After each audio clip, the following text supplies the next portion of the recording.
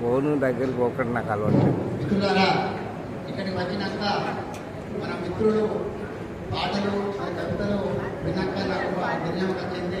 సాయిబాబా మీద ఆ మధ్యలో ఒక కవిత రాయడం జరిగింది. ఆ కవితను ఒక రికార్డుగా ఒక వరంగల్ మిత్రులు ప్రేమతో రికార్డు చేయడం జరిగింది. నేను అడిగి మాట్లాడుతున్నాను, కవిత పట్టుకొచ్చిన దానికి నచ్చిన సాయిబాబా నేపథ్యంలోనే గాజులనే కవితలు పాట పాడుతున్నారు. దాన్ని నేను పాటలుగా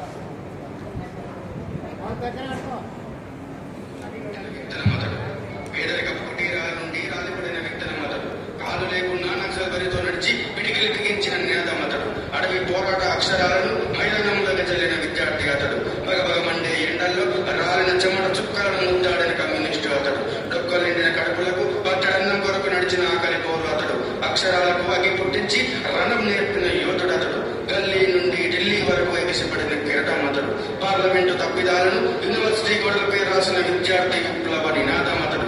తెలంగాణ డిక్లరేషన్ కు వేదికైన మేధావి అతడు.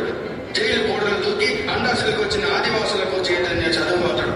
అండాసల్ని ఒక పోరాట కేంద్రంగా, నిలబల రూపం యొక్క ఆయుధంగా హక్కుల్ని సాధించిన హఠం అతడు. రాజ్యం జైల్లో వేసిన శత్రువు ముఖాన మానవ బాంబై పీలిన యుద్ధ ప్రియుడతడు. మృత్యువు ముచ్చట పెట్టిన రగల్ జెండాను ఎత్తిపట్టిన అమరుడతడు. నక్సల్ బరిలో కురిసిన వసంత మేఘంలో మొలకెత్తిన